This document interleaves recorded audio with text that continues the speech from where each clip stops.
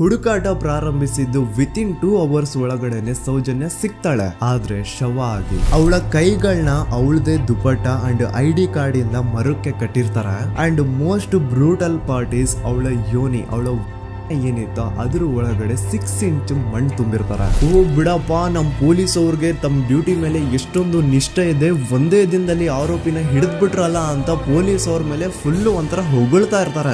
ಆದ್ರೆ ಪಾಪ ಜನರಿಗೆ ಎಲ್ಲಿ ಗೊತ್ತಿತ್ತು ಈ ಕೇಸ್ ನ ರಿಯಲ್ ಆರೋಪಿ ಬೇರೆ ಯಾರೋ ಇದಾರೆ, ಪೊಲೀಸ್ ಅವರೇ ಈ ಕೇಸ್ ನ ಮಿಸ್ಲೀಡ್ ಮಾಡೋದಕ್ಕೆ ಸುಮ್ನೆ ಸಂತೋಷ್ನ ಅರೆಸ್ಟ್ ಮಾಡಿದ್ದಾರೆ ಅಂತ. ಪೊಲೀಸ್ ಅವರು ಈ ಕೇಸ್ ಅಲ್ಲಿ ಕರಪ್ಟ್ ಆಗಿದ್ದಾರೆ, ಪೊಲೀಸ್ ಅವರೇ ಸತ್ಯ ಮುಚ್ಚಿಡ್ಲಿಕ್ಕೆ ಟ್ರೈ ಮಾಡ್ತಿದ್ದಾರೆ. ಹಾಗಾಗಿ ಈ ಕೇಸ್ ನ ಇನ್ಮುಂದೆ ಪೊಲೀಸ್ ಅವರಲ್ಲದೆ CBI ಅವರು ಇನ್ವೆಸ್ಟಿಗೇಷನ್ ಮಾಡಬೇಕು, ಈ ಕೇಸ್ ನ CBI ಒಪ್ಸಿ ಅಂತ ಅಗೇನ್ ಪ್ರೊಟೆಸ್ಟ್ ಗಳು ಸ್ಟಾರ್ಟ್ ಆಗ್ತವೆ. ಸೌಜನ್ಯ ಕೇಸ್ ಒಂದೇ ಅಲ್ಲ, ನಾರಾಯಣ ಹಾಗೂ ಯಮುನಾ ಕೇಸಲ್ಲೂ, ವೇದವಲ್ಲಿ ಕೇಸಲ್ಲೂ, ಆ ಬ್ಯಾಂಕ್ ಮ್ಯಾನೇಜರ್ ನ ಕೇಸಲ್ಲೂ ಹಾಗೂ ಪದ್ಮಲತಾ ಕೇಸಲ್ಲೂ ಸೀದಾ ಡೈರೆಕ್ಟ್ ಡೌಟ್ ಬರೋದೆ ಊರಿನ ಗೌಡ್ರ ಮೇಲೆ. ಸೌಜನ್ಯ ಕೇಸ್ ಬಿಟ್ಟು ಆ ಇನ್ನೊಂದು ಕೇಸ್ ಯಾವುದು, ಅದಕ್ಕೂ ಸಂತೋಷ್ಗೂ ಏನ್ ಸಂಬಂಧ, ಅದ್ರಲ್ಲಿ ಯಾಕೆ ಸಂತೋಷ್ನ ಪೊಲೀಸ್ ಅವರು ಫಿಟ್ ಮಾಡಿದ್ರು ಅಂತ ಪ್ರತಿಯೊಂದು ಹೇಳ್ತೀನಿ.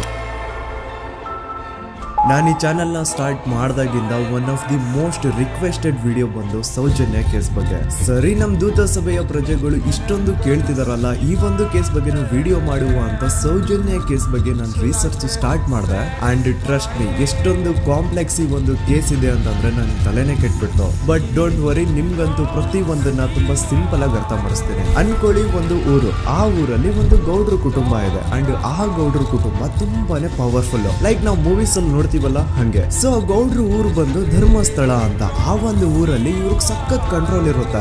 ಈವನ್ ಅದೇ ಒಂದು ರೀಜನ್ ಅಲ್ಲಿ ಇರುವಂತಹ ಒಂದು ತುಂಬಾನೇ ಪಾಪ್ಯುಲರ್ ದೇವಸ್ಥಾನನು ಸಹ ಇವರೇ ಕಂಟ್ರೋಲ್ ಮಾಡ್ತಿರ್ತಾರೆ. ಆ ಒಂದು ದೇವಸ್ಥಾನ ಇಂದ ಈ ಗೌಡ್ರ ಕುಟುಂಬಕ್ಕೆ ಎಷ್ಟೊಂದು ದುಡ್ಡು ಬರ್ತಾ ಇರುತ್ತೆ ಅಂದ್ರೆ, ಅದೇ ದುಡ್ಡಲ್ಲಿ ಇವರು ಬೇಜನ್ ಪ್ರೈವೇಟ್ ಪ್ರೈಮರಿ ಅಂಡ್ ಹೈಸ್ಕೂಲ್ಸ್ ನ ಸ್ಥಾಪನೆ ಮಾಡಿರ್ತಾರೆ, ಬೇಜನ್ ಪ್ರೈವೇಟ್ ಮೆಡಿಕಲ್ ಕಾಲೇಜಸ್ ಇರ್ತವೆ, ಅಂಡ್ ಬೇಜನ್ ಪ್ರೈವೇಟ್ ದೊಡ್ಡ ದೊಡ್ಡ ಹಾಸ್ಪಿಟಲ್ಸ್ ಇರ್ತವೆ. ಒಟ್ಟಲ್ಲಿ ಹೇಳ್ಬೇಕು ಅಂತಂದ್ರೆ ದುಡ್ಡಿನ ಸುರಿಮಳೆ ಇವ್ರಿಗೆ. ನೋಡಿ, ನಮ್ಮ ಭಾರತ ದೇಶದಲ್ಲಿ ಒಂದು ಕಾನೂನು ಇದೆ, ದ ರಿಲಿಜಿಯಸ್ ಎಂಡೋಮೆಂಟ್ ಆಕ್ಟ್ 1863 ಅಂತ.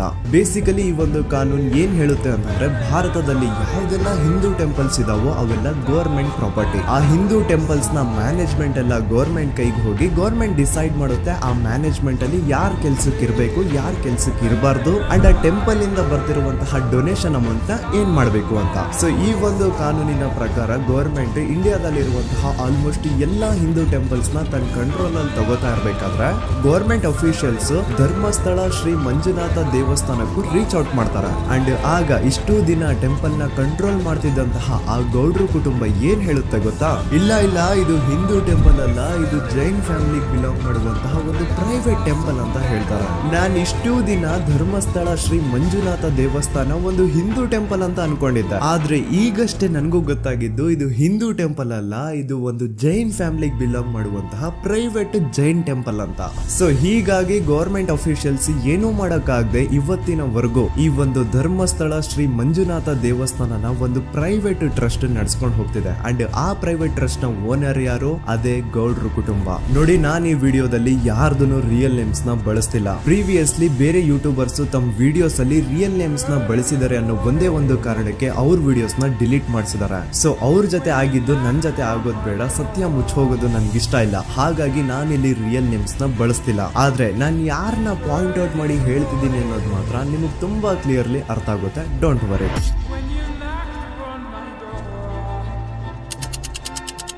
ದಿನಾಂಕ 9/10/2012. A very normal day for every one except Soujanya.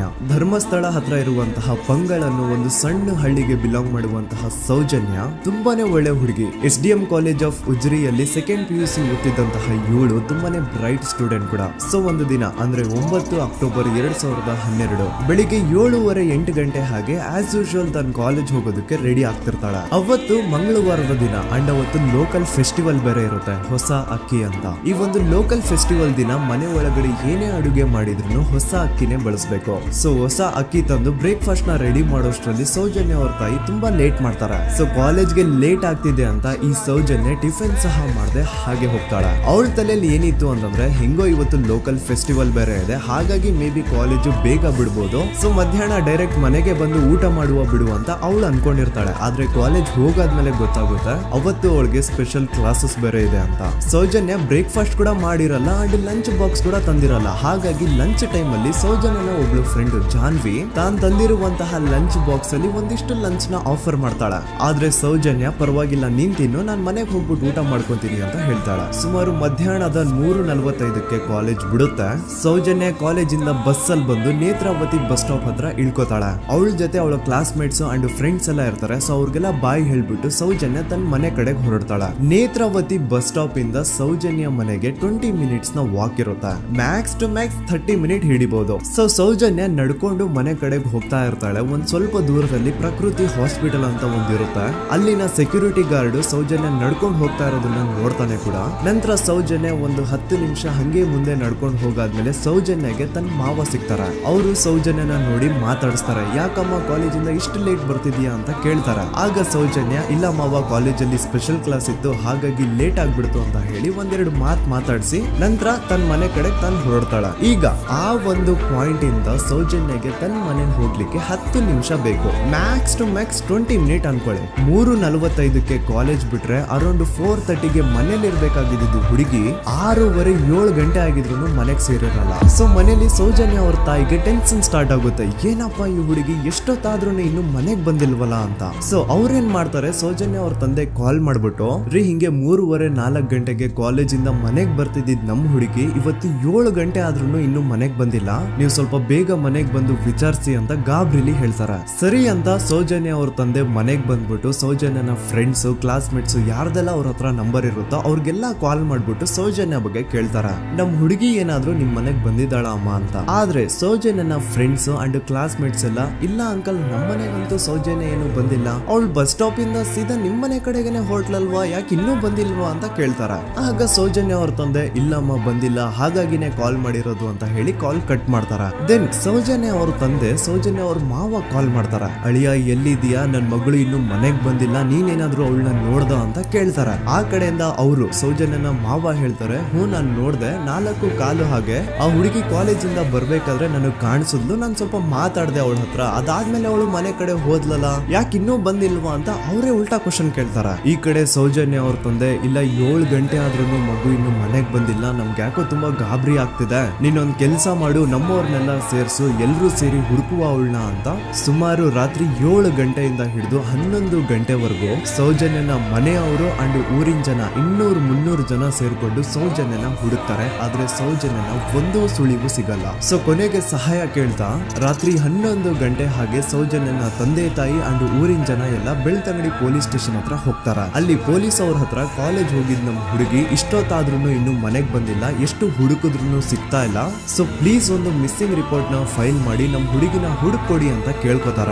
ಆದ್ರೆ ಪೊಲೀಸ್ ಅವರು ಒಪ್ಪಲ್ಲ. ಇಲ್ಲ ಯಾವುದೇ ಪರ್ಸನ್ ಮಿಸ್ಸಿಂಗ್ ಆದ್ರೆ ಆಫ್ಟರ್ 24 ಅವರ್ಸ್ ಆದ್ಮೇಲೆ ರಿಪೋರ್ಟ್ ಫೈಲ್ ಮಾಡಕ್ಕಾಗೋದು. ಸೊ ನೀವ್ ಒಂದ್ ಕೆಲ್ಸ ಮಾಡಿ, ಈಗ ಮನೆಗ್ ಹೋಗಿ ನಾಳೆ ಬೆಳಿಗ್ಗೆವರೆಗೂ ನೋಡಿ, ನಾಳೆ ಬೆಳಿಗ್ಗೆವರೆಗೂ ನಿಮ್ ಮಗಳು ನಿಮ್ ಮನೆಗ್ ಬಂದಿಲ್ಲ ಅಂತಂದ್ರೆ ಆಗ ಬಂದ್ಬಿಟ್ಟು ಮಿಸ್ಸಿಂಗ್ ರಿಪೋರ್ಟ್ ನ ಫೈಲ್ ಮಾಡಿಸಿ ಅಂತ ಹೇಳಿ ಕಳಿಸ್ತಾರ. ಆಗ ಆಲ್ಮೋಸ್ಟ್ ಮಿಡ್ ನೈಟ್ ಆಗಿರೋದ್ರಿಂದ ಅಂಡ್ ಮಳೆ ಬೇರೆ ತುಂಬಾ ಜೋರಾಗಿ ಬರ್ತಾ ಇರುತ್ತೆ. ಸೊ ಈ ಸಿಚುವೇಶನ್ ಅಲ್ಲಿ ಸೌಜನ್ಯನ ಹುಡುಕ್ಲಿಕ್ಕೆ ಆಗಲ್ಲ. ನಾಳೆ ಬೆಳಿಗ್ಗೆ ಸೇರ್ಕೊಂಡು ಅಗೇನ್ ಎಲ್ರು ಸೌಜನ್ಯನ ಹುಡುಕುವ ಅಂತ ಸೌಜನ್ಯನ ಮನೆಯವರು ಅಂಡ್ ಊರಿನ ಜನ ಎಲ್ರು ತಮ್ಮ ಮನೆಗೆ ಹೋಗ್ಬಿಡ್ತಾರ.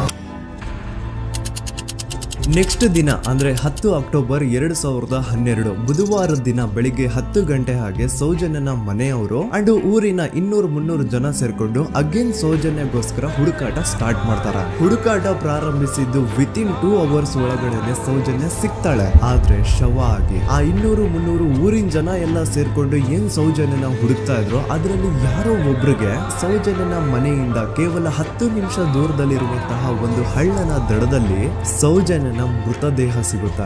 ಈಗ ಸತ್ತಿರುವಂತಹ ಸೌಜನ್ಯನ ಡೆಡ್ ಬಾಡಿ ಯಾವ ಒಂದು ಕಂಡೀಷನ್ ಅಲ್ಲಿ ಇತ್ತು ಅಂತ ಹೇಳ್ತೀನಿ, ಸ್ವಲ್ಪ ಗಮನ ಇಟ್ಟು ಕೇಳಿಸ್ಕೊಳ್ಳಿ. ಅವಳ ಕೈಗಳನ್ನ ಅವಳದೇ ದುಪ್ಪಟ್ಟ ಅಂಡ್ ID ಕಾರ್ಡ್ ಇಂದ ಮರಕ್ಕೆ ಕಟ್ಟಿರ್ತಾರೆ. ಅವಳ ಬಾಡಿ ಎಲ್ಲ ನೇಕಿಡ್ ಇರುತ್ತೆ, ಮೈ ಮೇಲೆ ಸರಿಯಾದ ಬಟ್ಟೆ ಇರಲ್ಲ, ಮೈ ಮೇಲೆ ಮಲ್ಟಿಪಲ್ ಕಟ್ ಮಾರ್ಕ್ಸ್ ಇರುತ್ತೆ, ತುಂಬಾ ಜೋರಾಗಿ ಹೊಡೆದಿರುವಂತಹ ಗಾಯಗಳು ಮೈ ಮೇಲೆ ಎದ್ದು ಕಾಣಿಸ್ತಿರ್ತವೆ. ಅವಳ ರಿಪ್ಸ್ ಎದೆ ಭಾಗದ ಮೂಳೆಗಳೆಲ್ಲ ಮುರಿದು ಹೋಗ್ಬಿಟ್ಟಿರ್ತವೆ. And most brutal part is ಅವಳ ಯೋನಿ, ಅವಳ ಏನಿತ್ತು ಅದ್ರ ಒಳಗಡೆ 6 ಇಂಚ್ ಮಣ್ಣು ತುಂಬಿರ್ತಾರೆ. ಆ ಬಾಡಿ ಕಂಡೀಷನ್ ನ ನೋಡಿದಾದ್ಮೇಲೆ ಒಂದಂತೂ ತುಂಬಾ ಕ್ಲಿಯರ್ ಆಗಿ ಅರ್ಥ ಆಗುತ್ತೆ, ಅವಳನ್ನ ಯಾರೋ ತುಂಬಾ ಫೋರ್ಸ್ಫುಲಿ ಮಾಡಿ ನಂತರ ನಿರ್ದಯವಾಗಿ ಸಾಯಿಸಿದ್ದಾರೆ ಅಂತ. ಇಲ್ಲಿ ಕ್ರಿಮಿನಲ್ಸ್ ನ ಬುದ್ಧಿವಂತಿಕೆ ನೋಡಿ ಪೊಲೀಸ್ ಅವ್ರಿಗೆ ಏನೂ ಸುಳಿವು ಸಿಗ್ಬಾರ್ದು ಅಂತ ಅವಳ ಯೋನಿ ಒಳಗಡೆ 6 ಇಂಚ್ ಅಷ್ಟು ಮಣ್ಣು ತುಂಬ ಹೋಗಿರ್ತಾರೆ. ಸೊ ದೆನ್ ಪೊಲೀಸ್ ಅವ್ರಿಗೆ ವಿಷಯ ಗೊತ್ತಾಗುತ್ತೆ. ಅವರು ಸ್ಪಾಟ್ ಗೆ ಬಂದು ಸೌಜನ್ಯನ ಬಾಡಿನ ರಿಕವರ್ ಮಾಡಿ ಆ ಒಂದು ಸ್ಪಾಟ್ ನ ಕಂಪ್ಲೀಟ್ ಸೀಸ್ ಮಾಡ್ತಾರೆ. ಒಬ್ಳು ಸಾಮಾನ್ಯ ಮಿಡಲ್ ಕ್ಲಾಸ್ ಹುಡುಗಿ, ಒಬ್ಳು ವೆರಿ ಬ್ರೈಟ್ ಸ್ಟೂಡೆಂಟ್ ನ ಈ ಮಟ್ಟಿಗೆ ಇಷ್ಟು ನಿರ್ದಯವಾಗಿ ಸಾಯಿಸಿರೋದು ಯಾರು?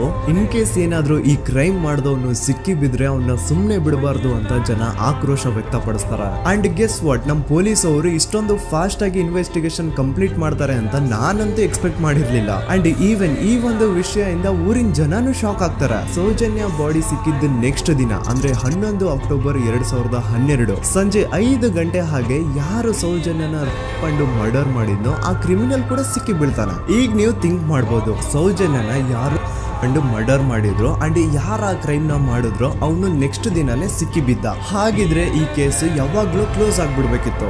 ಆದ್ರೂ ಸ್ಟಿಲ್ ಇವತ್ತಿನ ದಿನವರೆಗೂ ಯಾಕೆ ಈ ಕೇಸ್ ಪದೇ ಪದೇ ನ್ಯೂಸ್ ಅಲ್ಲಿ ಬರುತ್ತೆ ಅಂದ್ರೆ, ನಮ್ ದೂತ ಸಭೆಯ ಪ್ರಜೆಗಳೇ ರೆಡಿ ಆಗಿ, ಆರೋಪಿ ಸಿಕ್ಕಾದ್ಮೇಲೆ ಈ ಕೇಸು ಕ್ಲೋಸ್ ಆಗಿಲ್ಲ. ಆಕ್ಚುಲಿ ಈ ಕೇಸು ಓಪನ್ ಆಗಿದ್ದೆ ಈಗ.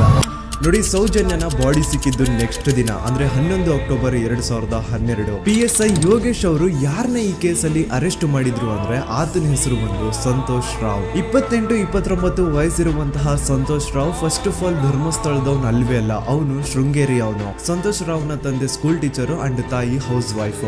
ಸಂತೋಷ್ ಮೊದ್ಲಿಂದನೂ ಒಂದ್ ಸ್ವಲ್ಪ ಮೆಂಟಲಿ ಇಲ್ಲಿರೋದ್ರಿಂದ ಅವನಿಗೆ ವಿದ್ಯೆ ಬರಹ ಅನ್ನೋದು ತಲೆಗೆ ಹೋಗಿರಲ್ಲ. ಹಾಗಾಗಿ ಅವನು ಶೃಂಗೇರಿಯಲ್ಲಿ ಒಂದು ಹೋಟೆಲ್ ಅಲ್ಲಿ ಕೆಲಸ ಮಾಡ್ತಿರ್ತಾನೆ. ಮೆಂಟಲಿ ಅನ್ಸ್ಟೇಬಲ್ ಇದ್ರೂ ಸಹ ಈತನಿಗೆ ದೇವ್ರ ಮೇಲೆ ಬಹಳ ನಂಬಿಕೆ ಇರುತ್ತೆ. ಹಾಗಾಗಿ ತಿಂಗಳಿಗೆ ಒಮ್ಮೆ ಆದ್ರೂ, ಅಟ್ಲೀಸ್ಟ್ 2 ತಿಂಗಳಿಗೆ ಒಮ್ಮೆ ಆದ್ರೂ ಈತ ಯಾವ್ದಾದ್ರು ಒಂದು ಪುಣ್ಯಕ್ಷೇತ್ರಕ್ಕೆ ವಿಸಿಟ್ ಮಾಡಿ ಬರ್ತಿರ್ತಾನೆ. ಹಾಗೇನೆ ಈ ಸತಿನೂ ಸಹ ಈತ ಧರ್ಮಸ್ಥಳಕ್ಕೆ ಬಂದಿರ್ತಾನೆ. ಇವನು ಧರ್ಮಸ್ಥಳಕ್ಕೆ ಬಂದಿದ್ದು ದಿನಾಂಕ 9 ಅಕ್ಟೋಬರ್ 2012. ಈ ದಿನಾಂಕನ ಸ್ವಲ್ಪ ನೋಟ್ ಮಾಡಿ ಇಟ್ಕೊಳ್ಳಿ, ಯಾಕಂತಂದ್ರೆ ಮುಂದೆ ಈ ಕೇಸಲ್ಲಿ ಇದೇ ಮೇಜರ್ ಟರ್ನಿಂಗ್ ಪಾಯಿಂಟ್. ಸೊ ಸೌಜನ್ಯನ ಡೆತ್ ಆಗಿಂತ ಒಂದು ದಿನ ಹಿಂದೆ ಧರ್ಮಸ್ಥಳಕ್ಕೆ ಬಂದಿರುವಂತಹ ಸಂತೋಷ್ ರಾವ್ಗೆ ಎಲ್ಲೂ ಉಳ್ಕೊಳ್ಳಿಕ್ಕೆ ಹೋಟೆಲ್ ಅಲ್ಲಿ ಅಥವಾ ಲಾಡ್ಜ್ ಅಲ್ಲಿ ರೂಮ್ ಸಿಗಲ್ಲ.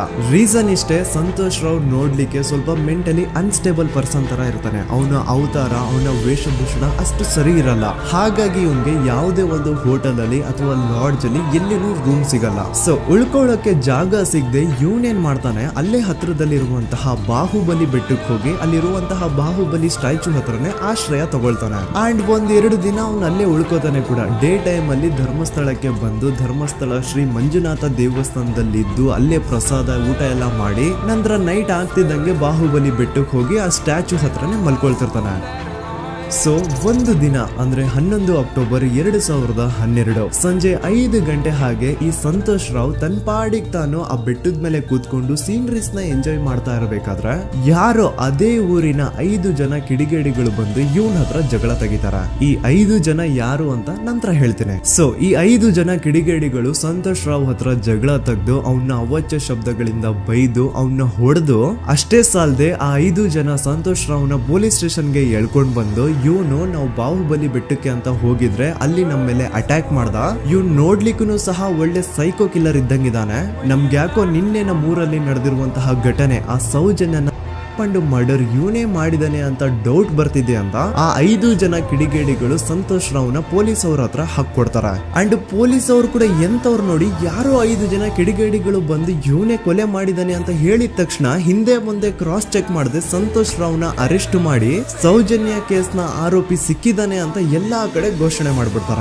ಜನರಿಗೆ ಈ ಕಡೆ ಒಂಥರ ನೆಮ್ಮದಿ, ಓ ಬಿಡಪ್ಪ ನಮ್ ಪೊಲೀಸ್ ಅವ್ರಿಗೆ ತಮ್ಮ ಡ್ಯೂಟಿ ಮೇಲೆ ಎಷ್ಟೊಂದು ನಿಷ್ಠೆ ಇದೆ, ಒಂದೇ ದಿನದಲ್ಲಿ ಆರೋಪಿನ ಹಿಡಿದ್ಬಿಟ್ರ ಅಂತ ಪೊಲೀಸ್ ಅವ್ರ ಮೇಲೆ ಫುಲ್ ಒಂಥರ ಹೊಗಳ್ತಾ ಇರ್ತಾರೆ. ಆದ್ರೆ ಪಾಪ ಜನರಿಗೆ ಎಲ್ಲಿ ಗೊತ್ತಿತ್ತು ಈ ಕೇಸ್ ನ ರಿಯಲ್ ಆರೋಪಿ ಬೇರೆ ಯಾರೋ ಇದಾರೆ, ಪೊಲೀಸ್ ಅವರೇ ಈ ಕೇಸ್ ನ ಮಿಸ್ಲೀಡ್ ಮಾಡೋದಕ್ಕೆ ಸುಮ್ನೆ ಸಂತೋಷ್ ನ ಅರೆಸ್ಟ್ ಮಾಡಿದ್ದಾರೆ ಅಂತ. ಸೊ ಸಂತೋಷ್ ರಾವ್ ಒಂದು ಹುಡುಗಿಯ ರೇಪ್ ಅಂಡ್ ಮರ್ಡರ್ ಕೇಸ್ ಅಲ್ಲಿ ಅರೆಸ್ಟ್ ಆಗಿದ್ದಾನೆ ಅನ್ನೋ ವಿಷಯ ಸಂತೋಷ್ ನ ತಾಯಿಗೆ ಗೊತ್ತಾದಾಗ ಅವ್ರ ಪಾಪ ನೋವಲ್ಲಿ ಕೊರ್ಗಿ ಸಾಯ್ತಾರ. ಅಂಡ್ ಇನ್ನು ಅವ್ರ ತಂದೆ ಒಂದು ಕಡೆ ಪಾಪ ಹೆಂಡತಿನ ಕಳ್ಕೊಂಡಿರುವಂತಹ ನೋವು, ಇನ್ನೊಂದು ಕಡೆ ಮಗ ನೋಡಿದ್ರೆ ಯಾವ್ದೋ ಫಾಲ್ಸ್ ಕೇಸ್ ಅಲ್ಲಿ ಅರೆಸ್ಟ್ ಆಗಿದ್ದಾನೆ. ಈ ಕಡೆ ಕೇಸ್ ನ ಇನ್ವೆಸ್ಟಿಗೇಷನ್ ನಡೀತಾ ಇದೆ. ಅಂಡ್ ಇಲ್ಲಿ ನಾನು PSI ಯೋಗೇಶ್ ಅವ್ರ ಬಗ್ಗೆ ಅಂತೂ ಮೆನ್ಷನ್ ಮಾಡ್ಲೇಬೇಕು. ಈ ಪೊಲೀಸ್ ಆಫೀಸರು ಗೊತ್ತಿದ್ದು ಈ ತಪ್ಪನ ಮಾಡಿದ್ರು ಅಥವಾ ಗೊತ್ತಿಲ್ದೇನೆ ಈ ತಪ್ಪನ ಮಾಡಿದ್ರು ನನ್ಗಂತೂ ಗೊತ್ತಿಲ್ಲ.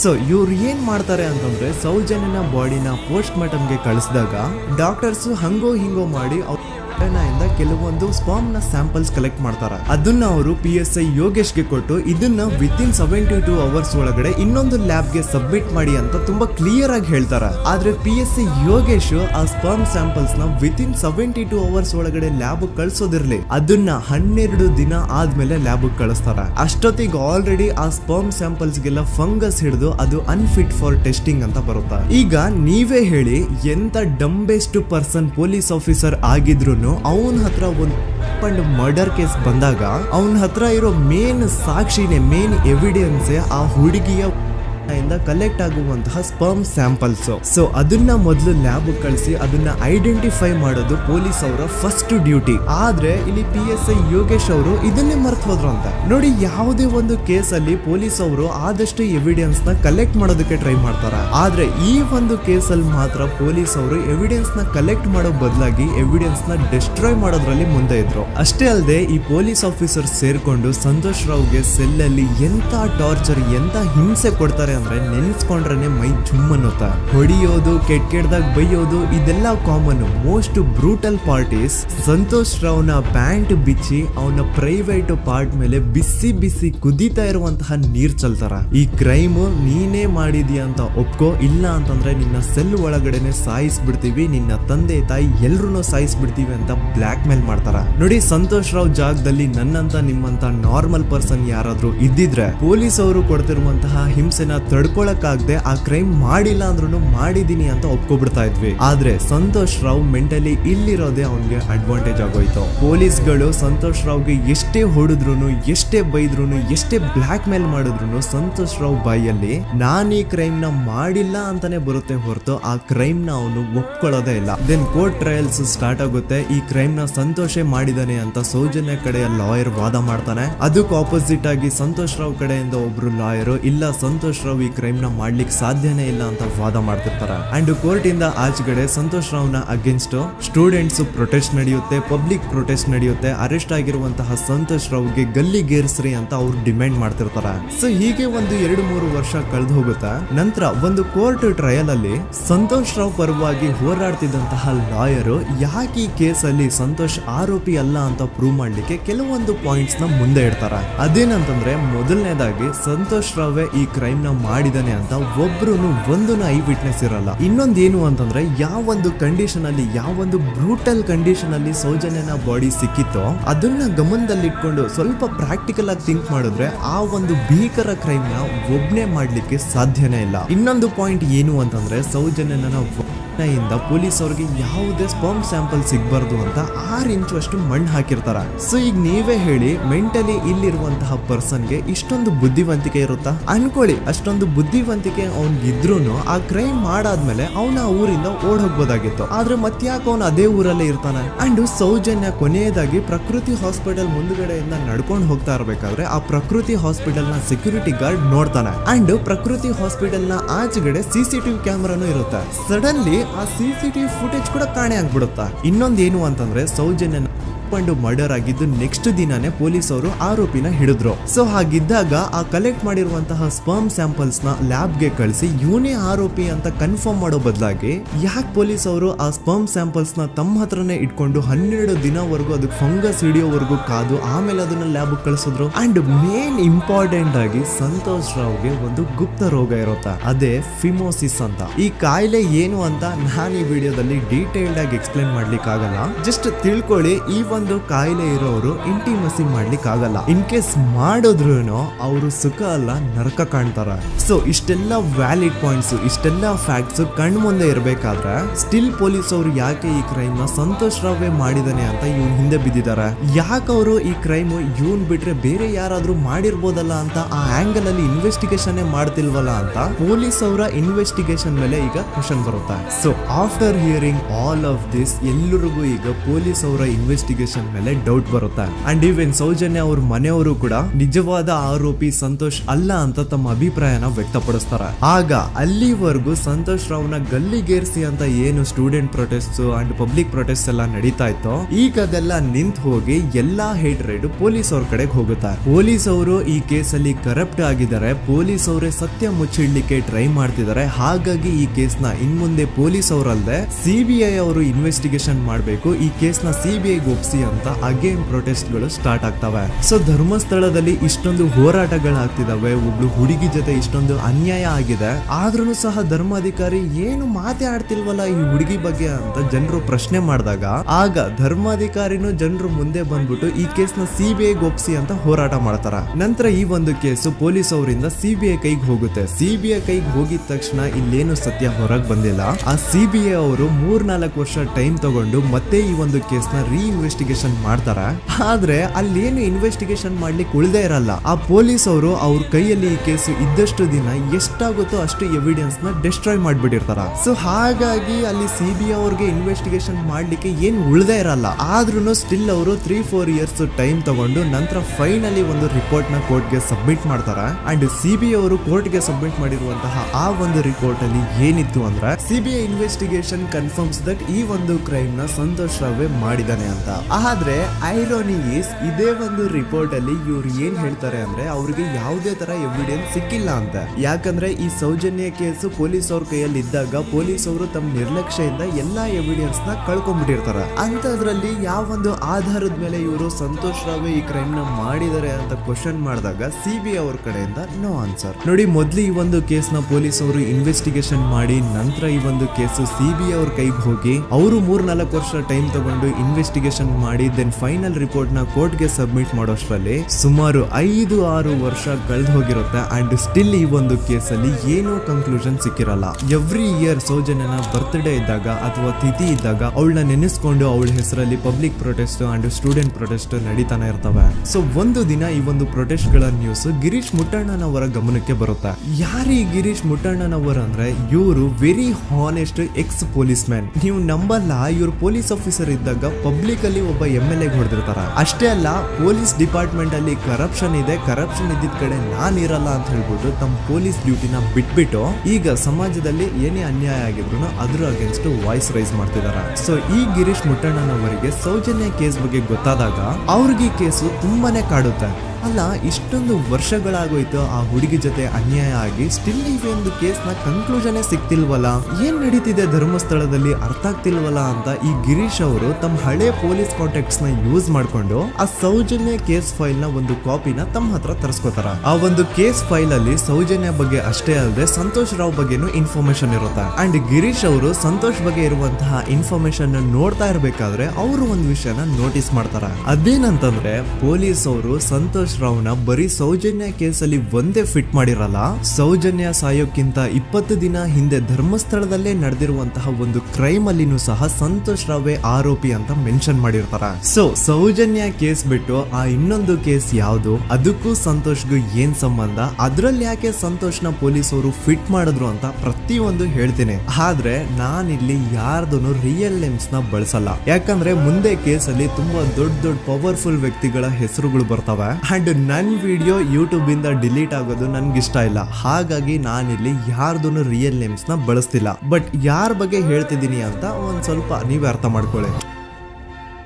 ನೋಡಿ, ಧರ್ಮಸ್ಥಳದಲ್ಲಿ ಮಾಫಿಯಾ ಕೈಂಡ್ ಆಫ್ ನಡೆಸ್ತಿರುವಂತಹ ಒಂದು ವೆರಿ ಪವರ್ಫುಲ್ ಗೌಡ್ರು ಕುಟುಂಬ ಇದೆ. ಇವ್ರ ಹತ್ರ ಬೇಜನ್ ಆಸ್ತಿ, ಬೇಜನ್ ದುಡ್ಡು, ಬೇಜನ್ ಪವರ್, ಬೇಜನ್ ಇನ್ಫ್ಲೂಯೆನ್ಸ್ ಎಲ್ಲಾನು ಇದೆ. ಆ ಊರಲ್ಲಿ ಈ ಗೌಡ್ರು ಕುಟುಂಬದ್ದು ಎಷ್ಟೊಂದು ಕಂಟ್ರೋಲ್ ಇದೆ ಅಂತಂದ್ರೆ ಅವ್ರನ್ನ ಎದುರು ಹಾಕೊಳ್ಳೋರೆ ಯಾರು ಇಲ್ಲ. ಅಂಡ್ ಈ ಒಂದು ಗೌಡ್ರು ಕುಟುಂಬ ಒಂದು ಪ್ರೈವೇಟ್ ಟ್ರಸ್ಟ್ ಹೆಸರಲ್ಲಿ ಒಂದು ವೆರಿ ಪಾಪ್ಯುಲರ್ ದೇವಸ್ಥಾನನ ಸುಮಾರು ವರ್ಷಗಳಿಂದ ತಲೆ ಮಾರುಗಳಿಂದನೂ ನಡ್ಸ್ಕೊಂಡ್ ಬಂದಿರ್ತಾರ. ಅದೇ ಒಂದು ದೇವಸ್ಥಾನದಲ್ಲಿ 60 ವರ್ಷ ವಯಸ್ಸಾಗಿರುವಂತಹ ನಾರಾಯಣ ಅನ್ನೋ ಒಬ್ಬ ವ್ಯಕ್ತಿ ಮಾವುತನಾಗಿ ಕೆಲಸ ಮಾಡ್ತಿರ್ತಾನೆ. ನಾರಾಯಣ ಅವ್ರ ತಂದೆನೂ ಅದೇ ದೇವಸ್ಥಾನದಲ್ಲಿ ಮಾವುತಾಗಿ ಕೆಲಸ ಮಾಡ್ತಾ ಇದ್ರು, ಅವ್ರ ತಂದೆನೂ ಅದೇ ದೇವಸ್ಥಾನದಲ್ಲಿ ಮಾವುತಾಗಿ ಕೆಲಸ ಮಾಡ್ತಾ ಇದ್ರು. ಸೊ ಹೀಗೆ ತಲೆ ಮಾರುಗಳಿಂದ ಮಾವುತ ಆಗಿನೇ ನಾರಾಯಣನ ಕುಟುಂಬ ಆ ಒಂದು ದೇವಸ್ಥಾನದಲ್ಲಿ ಕೆಲಸ ಮಾಡ್ತಾ ಇರುತ್ತೆ. ಸೊ ಒಮ್ಮೆ ತುಂಬಾ ವರ್ಷಗಳ ಹಿಂದೆ ನಾರಾಯಣ ಅವ್ರ ತಂದೆ ಆ ದೇವಸ್ಥಾನದಲ್ಲಿ ಮಾವುತಾಗಿ ಕೆಲಸ ಮಾಡ್ತಾ ಇರ್ಬೇಕಾದ್ರೆ ಆಗಿನ ದೇವಸ್ಥಾನದ ಧರ್ಮಾಧಿಕಾರಿ ಆ ಮಾವುತನ ಕೆಲ್ಸದ ಮೇಲೆ ಇರುವಂತಹ ನಿಷ್ಠೆ, ಅವನ ನಿಯತ್ತು ಅಂಡ್ ತಲೆಮಾರುಗಳಿಂದ ಅವರು ದೇವಸ್ಥಾನಕ್ಕೆ ಸಲ್ಲಿಸ್ತಿರುವಂತಹ ಸೇವೆನ ಮೆಚ್ಚಿ ಆ ಧರ್ಮಾಧಿಕಾರಿ ಆ ನಾರಾಯಣ ಅವ್ರ ತಂದೆ ಆ ಮಾವತನಿಗೆ ಒಂದು ಜಮೀನ ಕೊಡ್ತಾರೆ ಆಸ್ ಎ ಗಿಫ್ಟ್ ಆಗಿ. ಸೊ ಈಗ ಫ್ಲಾಶ್ ಬ್ಯಾಕ್ ಇಂದ ಒಂದ್ ಸ್ವಲ್ಪ ಮುಂದೆ ಬರುವ 2010-11ರಲ್ಲಿ ಯಾವೊಂದು ಜಮೀನ ಆಗಿನ ಧರ್ಮಾಧಿಕಾರಿ ನಾರಾಯಣ ಅವ್ರ ತಂದೆಗೆ ಆಸ್ ಎ ಗಿಫ್ಟ್ ಆಗಿ ಕೊಟ್ಟಿದ್ರು, ಈಗ ನಾರಾಯಣ ಅವ್ರ ತಂದೆ ಸತ್ ಹೋಗಿ ಆ ಒಂದು ಜಮೀನು ನಾರಾಯಣ ಹೆಸರಿಗೆ ಆಗಿರುತ್ತೆ. ಅಂಡ್ ಆಗಷ್ಟೇ ಗೊತ್ತಾಗುತ್ತೆ ಆ ಜಮೀನ ವೆರಿ ಆಪೋಸಿಟ್ ಒಂದು ದೊಡ್ಡ ಹೈವೇ ಬರ್ತಿದೆ ಅಂಡ್ ಅದರಿಂದ ಜಮೀನ ರೇಟು 10 ಪಟ್ಟು ಜಾಸ್ತಿ ಆಗುತ್ತೆ ಅಂತ. ಸೊ ಈ ವಿಷಯ ಗೊತ್ತಾಗಿ ನೋಡಿ, ದಾನ ಮಾಡದಂತಹ ಧರ್ಮಾಧಿಕಾರಿ ಅಂತೂ ಸತ್ ಹೋದ್ರು, ಆದ್ರೆ ಅವ್ರ ಮುಂದಿನ ಪೀಳಿಗೆ ಅವ್ರಿಗೆ ಈ ಜಮೀನ್ ಮೇಲೆ ಕಣ್ಬಿದ್ದು ನಾರಾಯಣ ಅವ್ರ ಹತ್ರ ಆ ಜಾಗನ ವಾಪಸ್ ಕೇಳ್ತಾರ. ಆದ್ರೆ ನಾರಾಯಣ ಕೊಡಲ್ಲ. ಇಲ್ಲ, ನಾನ್ ಯಾಕೆ ಕೊಡ್ಲಿ, ನಮ್ ತಂದೆಯಿಂದ ಸಿಕ್ಕಿರುವಂತಹ ಜಮೀನ್ ಇದು, ನಮ್ ತಂದೆಯ ಕೊನೆ ಗುರುತು ಇದು ನನ್ನ ಹತ್ರ ಇರೋದು, ಸೊ ಇದನ್ನ ನಾನು ಯಾವುದೇ ಕಾರಣಕ್ಕೂ ಬಿಟ್ಕೊಡಲ್ಲ ಅಂತ ಆ ಗೌಡ್ರು ಕುಟುಂಬನ ನಾರಾಯಣ ಎದುರು ಹಾಕೋತಾರ. ಆಗ ಗೌಡ್ರು ಕುಟುಂಬದವ್ರಿಗೆ ಕೋಪ ಬಂದು ಅವ್ರೇನ್ ಮಾಡ್ತಾರೆ ಅಂದ್ರೆ ನಾರಾಯಣ ಮನೆಗೆ ನೀರಿನ ಸಪ್ಲೈ ಇರುತ್ತಲ್ವಾ ಅದನ್ನ ಬಂದ್ ಮಾಡ್ತಾರ, ಎಲೆಕ್ಟ್ರಿಸಿಟಿ ಸಪ್ಲೈನು ಕಟ್ ಆಫ್ ಮಾಡ್ತಾರ, ಊರಲ್ಲಿರುವಂತಹ ಎಲ್ಲಾ ಚರಂಡಿಗಳನ್ನ ಕ್ಲೀನ್ ಮಾಡಿ ಆ ಕಸ ಏನಿರುತ್ತೋ ಅದನ್ನ ತಂದು ನಾರಾಯಣ ಮನೆ ಮುಂದೆ ಹಾಕ್ತಾರ. ಇಷ್ಟೇ ಅಲ್ಲ, ನಾರಾಯಣ ಅವ್ರ ಹೆಂಡತಿ ಮಕ್ಕಳು ಎಲ್ಲಾದ್ರೂ ಆಚೆ ಹೋಗ್ತಾ ಬರ್ತಾ ಇದ್ರೆ ಅವ್ರನ್ನ ಕೆಟ್ಟದಾಗ ಬೈಯೋದು, ಹೊಡ್ಕೊಳ್ಳೋದು, ಬಡ್ಕೊಳ್ಳೋದೆಲ್ಲ ಮಾಡ್ತಿರ್ತಾರ. ಇಷ್ಟೆಲ್ಲ ಆಗ್ತಾ ಇದ್ರು ಸ್ಟಿಲ್ ನಾರಾಯಣ ಮಾತ್ರ ಆ ಜಾಗನ ಬಿಟ್ಕೊಡಲ್ಲ. ಆ ಜಾಗದಗೋಸ್ಕರ ನೀನ್ ಬೇಕಿದ್ರೆ ಇದನ್ನೆಲ್ಲ ಸಹಿಸ್ಕೊಂಡಿರಪ್ಪ, ನಮ್ ಕೈಲಂತೂ ಆಗಲ್ಲ ಅಂತ ನಾರಾಯಣನ ಹೆಂಡತಿ ಮಕ್ಕಳು ಅವನ್ನ ಬಿಟ್ಟು ಬೇರೆ ಊರಿಗೆ ಹೋಗ್ಬಿಡ್ತಾರ. ಈಗ ಮನೆಯಲ್ಲಿ ನಾರಾಯಣ ಅಂಡ್ 45 ವರ್ಷ ವಯಸ್ಸಿರುವಂತಹ ನಾರಾಯಣ ಅವ್ರ ತಂಗಿ ಯಮುನಾ ಅವ್ರು ಮಾತ್ರ ಇಬ್ರೇ ಇರ್ತಾ ಇದ್ರು.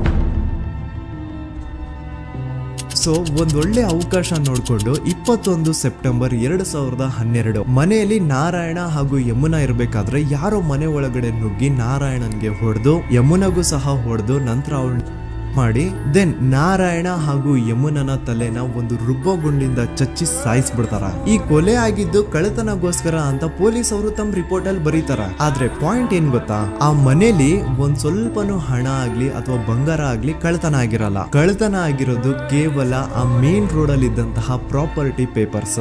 ಎಂತ ಕೋಇನ್ಸಿಡೆನ್ಸ್ ನೋಡಿ, ಯಾವ ಒಂದು ಜಮೀನಿನ ಪತ್ರ ನಾರಾಯಣ ಮನೆಯಿಂದ ಕಳ್ಳತನ ಆಗಿದ್ವೋ ಅದೇ ಒಂದು ಜಮೀನಲ್ಲಿ 10 ವರ್ಷ ಆದ ನಂತರ ಒಂದು ದೊಡ್ಡ ಹೋಟೆಲ್ ಸ್ಥಾಪನೆ ಆಗುತ್ತೆ ಅಂಡ್ ಆ ಹೋಟೆಲ್ ನ ಇನಾಗ್ರೇಷನ್ಗೆ ಚಿಕ್ಕ ಗೌಡ್ರು ಬರ್ತಾರ. ಸೊ ಈಗೇನು ನಾರಾಯಣ ಹಾಗೂ ಯಮುನನ ಕೊಲೆ ಆಗಿದ್ಯೋ ಇದಾಗಿದ್ದು 20 ದಿನ ಆದ್ಮೇಲೆ ಸೌಜನ್ಯ ಜೊತೆ ಅಂತ ನಿರ್ದಯ ಘಟನೆ ಆಗಿದ್ದು. ಸೊ ಪೊಲೀಸ್ ಅವರು ಸೌಜನ್ಯ ಕೇಸಲ್ಲಿ ಸಂತೋಷ್ ರಾವ್ನ ಫಿಟ್ ಮಾಡೋದಲ್ದೆ ಈ ಒಂದು ನಾರಾಯಣ ಹಾಗೂ ಯಮುನಾ ಕೇಸಲ್ಲೂ ಸಹ ಸಂತೋಷ್ ರಾವ್ನೆ ಫಿಟ್ ಮಾಡಿರ್ತಾರ. ಇಲ್ಲಿ ಡೇಟ್ಸ್ ನ ಸ್ವಲ್ಪ ನೆನ್ಪಿಟ್ಕೊಳ್ಳಿ. ನಾರಾಯಣ ಹಾಗೂ ಯಮುನನ ಕೊಲೆ ಆಗಿದ್ದು 21 ಸೆಪ್ಟೆಂಬರ್ 2012 ಅಂಡ್ ಸಂತೋಷ್ ರಾವ್ ಧರ್ಮಸ್ಥಳ ಬಂದಿದ್ದು 9 ಅಕ್ಟೋಬರ್ 2012, 20 ದಿನ ಆದ್ಮೇಲೆ. ಸೊ ನಾರಾಯಣ ಹಾಗೂ ಯಮುನನ ಕೊಲೆ ಆದಾಗ ಊರಲ್ಲೇ ಇಲ್ದೆ ಎಲ್ಲೋ ಶೃಂಗೇರಿಯಲ್ಲಿ ಯಾವುದೋ ಒಂದು ಹೋಟೆಲ್ ಅಲ್ಲಿ ಕೆಲಸ ಮಾಡ್ತಿದ್ದಂತಹ ಸಂತೋಷ್ ರಾವ್ ಹೇಗೆ ಈ ಒಂದು ಕೇಸಲ್ಲಿ ಆರೋಪಿ ಆಗ್ತಾನೆ? ಸೊ ಇದೇ ಒಂದು ಪಾಯಿಂಟ್ ನ ನೋಟಿಸ್ ಮಾಡಿ ಗಿರೀಶ್ ಮುಟ್ಟಣ್ಣನವರು ಧರ್ಮಸ್ಥಳಕ್ಕೆ ಬಂದು ಸಂತೋಷ್ ನ ಲಾಯರ್ ಜೊತೆ ಡಿಸ್ಕಸ್ ಮಾಡ್ತಾರ.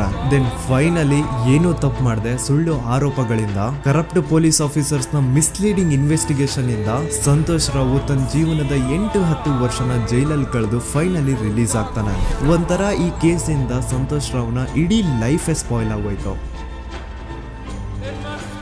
ಈಗ ಸಂತೋಷ್ ರಾವ್ ರಿಯಲ್ ಆರೋಪಿ ಅಲ್ಲ ಅಂತ ಕೋರ್ಟ್ ಅಲ್ಲಿ ಪ್ರೂವ್ ಆಯ್ತು. ಹಾಗಿದ್ರೆ ರಿಯಲ್ ಆರೋಪಿ ಯಾರು? ಪೊಲೀಸ್ ಅವರು ಯಾಕೆ ಕೇಸಲ್ಲಿ ಇಷ್ಟೊಂದು ಅನ್ಫೇರ್ ಇನ್ವೆಸ್ಟಿಗೇಷನ್ ಮಾಡಿದ್ರು? ಯಾರ ರಿಯಲ್ ಹೆಸರನ್ನ ಮುಚ್ಚಿಡ್ಲಿಕ್ಕೆ ಪೊಲೀಸ್ ಆಫೀಸರ್ಸ್ ಈ ಒಂದು ಕೇಸಲ್ಲಿ ಸಂತೋಷ್ ರಾವ್ನ ಸಿಗ್ಹಾಕ್ಸಿದ್ರು? ಇದೆಲ್ಲ ಥಿಂಕ್ ಮಾಡ್ತಾ ಹೋದ್ರೆ ನೋಡಿ, ಆ ಊರಲ್ಲಿ ಆ ಪೊಲೀಸ್ ಆಫೀಸರ್ಸ್ಗೆ ಲಂಚ ಕೊಡೋಷ್ಟು, ಒಂದು ಪೊಲೀಸ್ ಇನ್ವೆಸ್ಟಿಗೇಷನ್ ನ ಸ್ಟಾಪ್ ಮಾಡೋಷ್ಟು ಅಥವಾ ಇನ್ವೆಸ್ಟಿಗೇಷನ್ ನ ಮಿಸ್ಲೀಡ್ ಮಾಡೋಷ್ಟು ಇನ್ಫ್ಲೂಯೆನ್ಸ್ ಆಗ್ಲಿ, ಪವರ್ ಆಗ್ಲಿ ಅಥವಾ ಮನಿ ಆಗ್ಲಿ ಊರಿನ ಗೌಡ್ರ ಹತ್ರ ಮಾತ್ರ ಇದ್ದಿದ್ದು. ಸೊ ಈಗ ಸಂಶಯದ ಮುಳ್ಳು ಗೌಡ್ರ ಕಡೆ ತಿರುಗುತ್ತಾ ನೋಡಿ. ಪೊಲೀಸ್ ಅವರು ಸುಮ್ನೆ ಸಂತೋಷ್ ರಾವ್ನ ನಾರಾಯಣ ಹಾಗೂ ಯಮುನಾ ಕೇಸಲ್ಲಿ ಫಿಟ್ ಮಾಡಿದ್ರು. ಈಗ ಆ ಒಂದು ಕೊಲೆ ಪ್ರಕರಣಕ್ಕೂ ಸಂತೋಷ್ ರಾವ್ಗೂ ಏನು ಸಂಬಂಧನೇ ಇರಲಿಲ್ಲ. ಹಾಗೆ ಥಿಂಕ್ ಮಾಡಿ, ನಾರಾಯಣ ಸತ್ರೆ ಅಥವಾ ಅವನ ತಂಗಿ ಯಮುನಾ ಸತ್ರೆ ಯಾರಿಗ ಅಡ್ವಾಂಟೇಜ್ ಆಗುತ್ತೆ? ಊರಿನ ಗೌಡ್ರಿಗೆ, ಯಾಕಂದ್ರೆ ಅವ್ರಿಗೆ ಜಮೀನ್ ಸಿಗುತ್ತಾ. ಸೊ ಈಗ ನಾರಾಯಣ ಹಾಗೂ ಯಮುನಾ ಕೇಸಲ್ಲಿ ಸಂತೋಷ್ ರಾವ್ ಆರೋಪಿ ಅಲ್ಲ ಅಂತ ಪ್ರೂವ್ ಆದ್ಮೇಲೆ ಹಾಗಿದ್ರೆ ಆ ಕೊಲೆ ಮಾಡ್ದವ್ರು ಯಾರು ಅಂತ ಹಾಗೆ ಥಿಂಕ್ ಮಾಡಿದ್ರೆ ಗಿರೀಶ್ ಮುಟ್ಟಣ್ಣನವರಿಗೆ ಆ ಊರಿನ ಗೌಡ್ರ ಮೇಲೆ ಡೌಟ್ ಬರುತ್ತೆ. ಅದೇ ಒಂದು ಡೌಟ್ ಅಲ್ಲಿ ಗಿರೀಶ್ ಮುಟ್ಟಣ್ಣನವರು ಮಹೇಶ್ ತಿಮ್ರೊಡ್ಡಿ ಅಂತ ಇನ್ನೊಬ್ರ ಜೊತೆ ಸೇರ್ಕೊಂಡು ಈ ಹಿಂದೆ ಆ ಒಂದು ಊರಲ್ಲಿ ಆ ಧರ್ಮಸ್ಥಳದಲ್ಲಿ ಈ ಊರಿನ ಗೌಡ್ರು ಯಾವ್ದ್ಯಾವ್ದೆಲ್ಲ ಕ್ರೈಮ್ಗಳು ಮಾಡಿದಾರೆ ಅಂತ ಊರಿನ ಜನರಿಂದ ತಿಳ್ಕೊತಾರ. ನಂತರ ಆ ಊರಿನ ಜನ ಯಾವ್ದ್ಯಾವ್ದೆಲ್ಲ ಮ್ಯಾಟರ್ಸ್ ಹೇಳಿದ್ರು ಆ ಕೇಸ್ ಫೈಲ್ಸ್ ನೆಲ್ಲ ತಿರುಗಿಸಿ ಮುರುಗಿಸಿ ನೋಡಿದಾಗ ನೀವು ನಂಬಲ್ಲ, ಸೌಜನ್ಯ ಕೇಸ್ ಏನೇನು ಅಲ್ಲ, ಅದಕ್ಕಿಂತ ಭೀಕರ ಕೊಲೆಗಳು ಧರ್ಮಸ್ಥಳದಲ್ಲಿ ಆಗಿವೆ ಅಂಡ್ ಎಲ್ಲಾ ಕೊಲೆಗಳ ಹಿಂದೆ ಗೌಡ್ರು ಕುಟುಂಬದ್ದೇ ಕೈ ಇದೆ ಅಂತ ಎದ್ದು ಕಾಣಿಸುತ್ತೆ. 1977 ವೇದಾವಲ್ಲಿ ಕೇಸ್. ಧರ್ಮಸ್ಥಳ ಹತ್ತಿರ SDM ಪ್ರೈಮರಿ ಅಂಡ್ ಹೈಸ್ಕೂಲ್ ಅಂತ ಒಂದು ಸ್ಕೂಲ್ ಇರುತ್ತೆ ಅಂಡ್ ಈ ಒಂದು ಪ್ರೈವೇಟ್ ಸ್ಕೂಲ್ ಬೇರೆ ಯಾರ್ದು ಅಲ್ಲ, ಆ ಗೌಡ್ರ ಕುಟುಂಬದ. ಈ ಸ್ಕೂಲ್ ಅಲ್ಲಿ 1977 ಅಲ್ಲಿ ವೇದಾವಲ್ಲಿ ಅಂತ ಒಬ್ರು ಟೀಚರ್ ವರ್ಕ್ ಮಾಡ್ತಿರ್ತಾರ. ವೇದಾವಲ್ಲಿ ಆ ಟೀಚರ್ ಜಾಬ್ಗೆ ತುಂಬಾನೇ ಓವರ್ ಕ್ವಾಲಿಫೈಡ್. ಅವರ ಕ್ವಾಲಿಫಿಕೇಶನ್ಸ್ ನ ಗಮನದಲ್ಲಿ ಇಟ್ಕೊಂಡ್ರೆ ಅವ್ರಿಗೆ HM ಅಥವಾ ಪ್ರಿನ್ಸಿಪಲ್ ನ ಪೋಸ್ಟ್ ಸಿಗ್ಬೇಕು. ಆದ್ರೂ ಸಹ ವೇದಾವಲ್ಲಿ ಆಸ್ ಎ ಟೀಚರ್ ಆಗಿನೇ ಕೆಲಸ ಮಾಡ್ಕೊಂಡು ಹೋಗ್ತಿರ್ತಾರ. ಒಮ್ಮೆ ಏನಾಗುತ್ತೆ, ಸ್ಕೂಲ್ ಅಲ್ಲಿ ಪ್ರಿನ್ಸಿಪಲ್ ನ ಪೋಸ್ಟ್ ಖಾಲಿ ಆಗುತ್ತೆ ಅಂಡ್ ಆ ಒಂದು ಪೋಸ್ಟ್ ಗೆ ಎಲ್ರು ಏನ್ ಅನ್ಕೊಳ್ತಾರೆ, ವೇದಾವಲ್ಲಿನೇ ಸೆಲೆಕ್ಟ್ ಮಾಡೋದು ಅಂತ. ಆದ್ರೆ ವೇದಾವಲ್ಲಿಯ ಕ್ಯಾಸ್ಟ್ ಬೇರೆ ಇದೆ ಅನ್ನೋ ಒಂದೇ ಒಂದು ಕಾರಣಕ್ಕೆ ಆ ಪ್ರಿನ್ಸಿಪಲ್ ನ ಪೋಸ್ಟ್ ವೇದಾವಲ್ಲಿಗೆ ಸಿಗದೆ ಬೇರೆ ಯಾರನ್ನೋ ತಂದು ಕೂರಿಸ್ಬಿಟ್ಟಿರ್ತಾರ. ಇದರಿಂದ ಟೀಚರ್ ವೇದಾವಲ್ಲಿಗೆ ತುಂಬಾ ಕೋಪ ಬಂದು ಅವ್ರ ಸ್ಕೂಲ್ ಮುಂದೆ ಪ್ರೊಟೆಸ್ಟ್ ಮಾಡೋದ್ ಸ್ಟಾರ್ಟ್ ಮಾಡ್ತಾರ ಅಂಡ್ ಈ ವಿಷಯ ಸ್ಕೂಲ್ ನ ಓನರ್ಸ್ ಗೆ ಇಷ್ಟ ಆಗಲ್ಲ. ಸೊ ಅವರು ಆ ಕೋಪನ ಹಾಗೆ ಮನ್ಸಲ್ಲಿ ಇಟ್ಕೊಂಡಿರ್ತಾರ.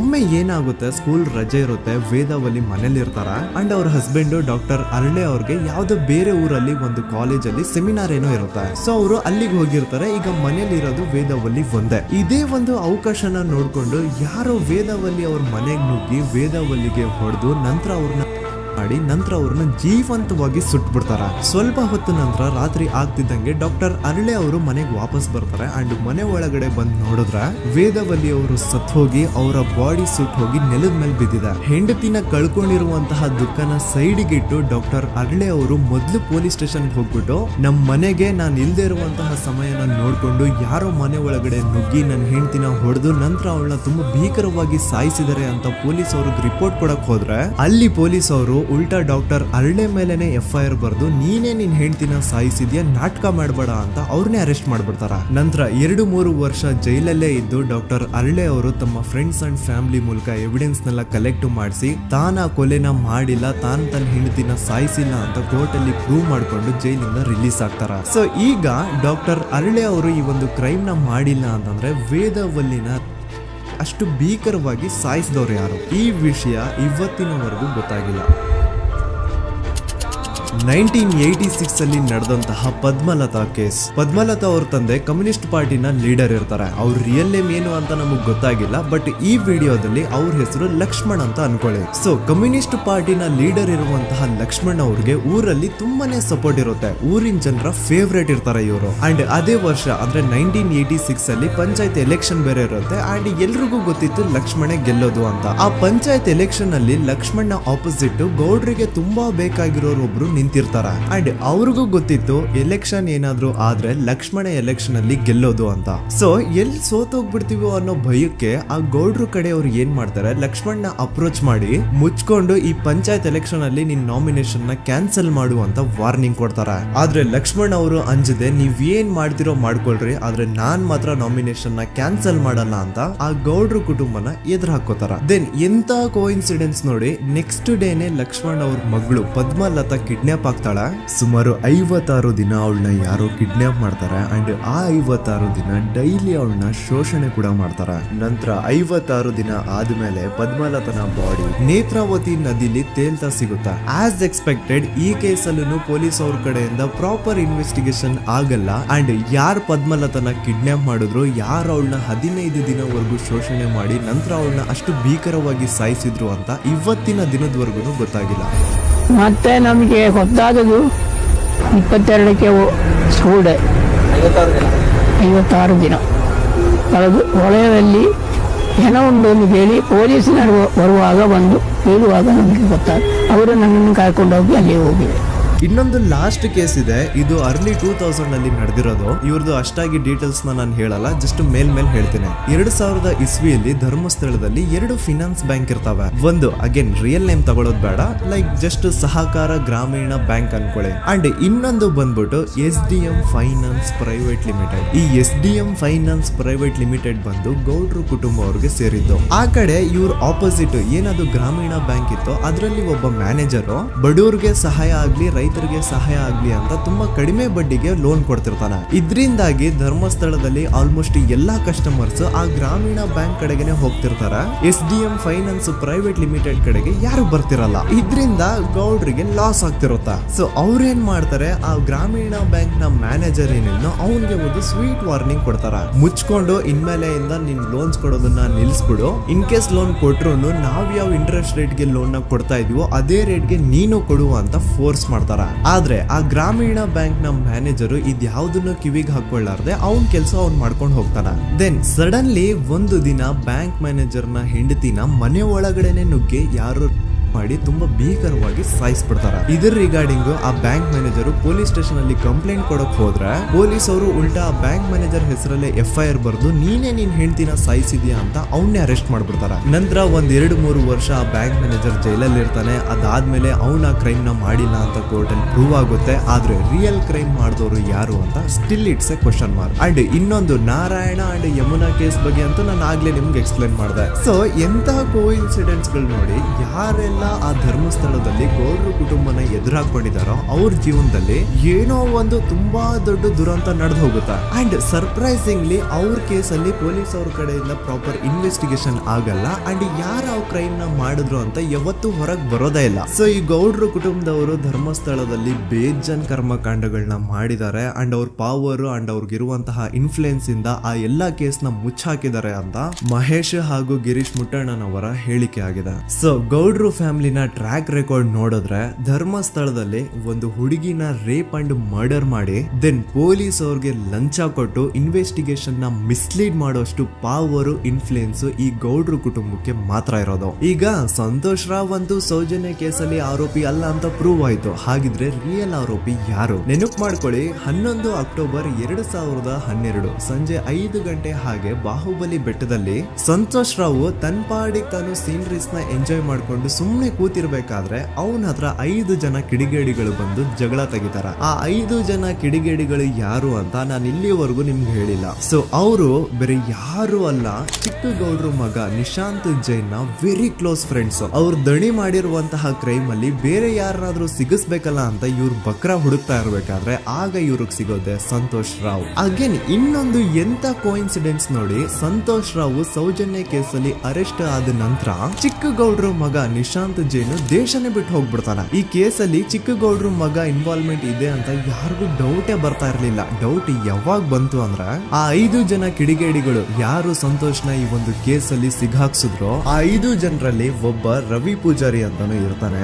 ಅವನ್ಗೆ ತಾನು ತಪ್ಪು ಮಾಡಿದೀನಿ ಅಂತ ಗಿಲ್ಟ್ ಕಾಡುತ್ತೋ ಅಥವಾ ಬೇರೆ ಏನೋ ಗೊತ್ತಿಲ್ಲ, ಆದ್ರೆ ಅವನೇ ಸ್ವತಃ ಪೊಲೀಸ್ ಅವ್ರ ಹತ್ರ ಹೋಗ್ಬಿಟ್ಟು ಸೌಜನ್ಯ ಕೇಸಲ್ಲಿ ನಿಜವಾದ ಆರೋಪಿ ಸಂತೋಷ್ ಅಲ್ಲ ಕಂಡ್ರು, ಅವನ್ನ ಸುಮ್ನೆ ಸಿಗಾಕ್ಸಿರೋದಷ್ಟೇ, ನಿಜವಾದ ಆರೋಪಿಗಳು ಚಿಕ್ಕ ಗೌಡ್ರು ಮಗ ನಿಶಾಂತ್ ಜೈನ್ ಅಂಡ್ ಅವನ್ ಫ್ರೆಂಡ್ಸ್ ಸೂರಜ್, ಕಿರಣ್ ಅಂಡ್ ಕಣ್ಮಣಿ ಅಂತ. ಈ ಎಲ್ಲಾ ವಿಷಯನ ರವಿ ಪೂಜಾರಿ ಪೊಲೀಸ್ ಅವ್ರಿಗೆ ತಿಳಿಸ್ತಾನೆ. ಅಗೇನ್ ಎಂತ ಒಂದು ಕೋಇನ್ಸಿಡೆನ್ಸ್ ನೋಡಿ, ಈ ವಿಷಯಗಳನ್ನ ಊರಿನ ಜನರು ಮುಂದೆ ಹೇಳಿದಂತಹ ರವಿ ಪೂಜಾರಿ ಆಕಸ್ಮಿಕವಾಗಿ ಸತ್ತು ಹೋಗ್ಬಿಡ್ತಾನೆ. ಇವನು ಹೇಳಿದ್ದು ನಿಜ ಅಂತ ಜನರಿಗೆ ಯಾವಾಗ ಕನ್ಫರ್ಮ್ ಆಗುತ್ತೆ ಅಂದ್ರೆ ಸೌಜನ್ಯಗೆ ತುಂಬಾ ಹತ್ರವಾದವ್ರು ಒಬ್ರು ಯಶೋಧ ಅನ್ನೋರು ಕೋರ್ಟ್ ಅಲ್ಲಿ ಬಂದ್ಬಿಟ್ಟು ಸೌಜನ್ಯ ಕೊಲೆ ಆಗಿದ್ದ ದಿನ ಆ ಒಂದು ಸ್ಪಾಟ್ ಅಲ್ಲಿ ನಾನು ಈ 3 ಜನರನ್ನ ನೋಡಿದ್ದೆ ಅಂತ ಸಾಕ್ಷಿ ಹೇಳ್ತಾರೆ. ಈಗ ಎಲ್ಲಾ ಡಾಟ್ಸ್ ನ ಕನೆಕ್ಟ್ ಮಾಡ್ತಾ ಹೋದ್ರೆ ಸೌಜನ್ಯ ಕೇಸ್ ಒಂದೇ ಅಲ್ಲ, ನಾರಾಯಣ ಹಾಗೂ ಯಮುನಾ ಕೇಸಲ್ಲೂ, ವೇದವಲ್ಲಿ ಕೇಸಲ್ಲೂ, ಆ ಬ್ಯಾಂಕ್ ಮ್ಯಾನೇಜರ್ ನ ಕೇಸಲ್ಲೂ ಹಾಗೂ ಪದ್ಮಲತಾ ಕೇಸಲ್ಲೂ ಸೀದಾ ಡೈರೆಕ್ಟ್ ಡೌಟ್ ಬರೋದೆ ಊರಿನ ಗೌಡ್ರ ಮೇಲೆ. I really want to appreciate Kudla rampage YouTube channel, third eye YouTube channel, Girish ಮುಟ್ಟಣ್ಣನವರು ಸರ್ ಹಾಗೂ ಮಹೇಶ್ ಅವರು ಅಂಡ್ ಆಲ್ ಅದರ್ಸ್. ಇವರ ಕಾನ್ಸ್ಟೆಂಟ್ ಎಫರ್ಟ್ಸ್ ಇಂದಾನೆ ಸತ್ಯ ಏನಂತ 1 by 1 ಹೊರಗೆ ಬರ್ತಿದೆ and they are trying their level best to catch real criminals. At present Soujanya case ಬಗ್ಗೆ ಅಪ್ಡೇಟ್ ಏನು ಅಂತಂದ್ರೆ ಹೈಕೋರ್ಟ್ ವರೆಗೂ ಈ ಒಂದು ಕೇಸ್ ಹೋಗಿದೆ ಅಂಡ್ ಈ ಕೇಸಲ್ಲಿ ಈಗ ಇನ್ನೊಮ್ಮೆ ಮತ್ತೆ ಫ್ರೆಶ್ ಆಗಿ ರೀಇನ್ವೆಸ್ಟಿಗೇಷನ್ ಸ್ಟಾರ್ಟ್ ಆಗಬೇಕು ಅಂತ ಹೋರಾಟ ನಡೀತಿದೆ. ಸೊ ದೂತ ಪ್ರಜೆಗಳೇ, ಇದಾಗಿತ್ತು ಸೌಜನ್ಯ ಕೇಸ್ ಬಗ್ಗೆ ನಮ್ಮ ಒಂದು ಡೀಟೇಲ್ಡ್ ವಿಡಿಯೋ. ಈ ವಿಡಿಯೋದಲ್ಲಿ ನನ್ನಿಂದ ಎಲ್ಲಾದ್ರೂ ಏನಾದ್ರೂ ಚಿಕ್ಕ ಪುಟ್ಟ ಇನ್ಫಾರ್ಮೇಶನ್ ಮಿಸ್ ಆಗಿದ್ರೆ ಅಥವಾ ಮಿಸ್ಟೇಕ್ ಆಗಿದ್ರೆ ಅದನ್ನ ದಯವಿಟ್ಟು ಕಮೆಂಟ್ ಸೆಕ್ಷನ್ ಅಲ್ಲಿ ಹೈಲೈಟ್ ಮಾಡಿ. ಈ ವಿಡಿಯೋ ಯಾವಾಗ ಯೂಟ್ಯೂಬ್ ಇಂದ ಡಿಲೀಟ್ ಆಗುತ್ತೋ ನನ್ಗಂತೂ ಗೊತ್ತಿಲ್ಲ. ಸೊ ಪ್ಲೀಸ್ ಆದಷ್ಟು ಬೇಗ ಇದನ್ನ ಎಲ್ಲಾ ಕಡೆ ಶೇರ್ ಮಾಡಿ. ಓಕೆ ಪ್ರಜೆಗಳೇ, ಇವತ್ತಿಗಿಷ್ಟು ಸಾಕು ಅನ್ಕೊಳ್ತೀನಿ. ನಾನು ನಿಮ್ಮ ದೂತ ಸಮೀರ್ MD. ಮತ್ತೆ ಸಿಗ್ತೀನಿ ನೆಕ್ಸ್ಟ್ ವಿಡಿಯೋದಲ್ಲಿ.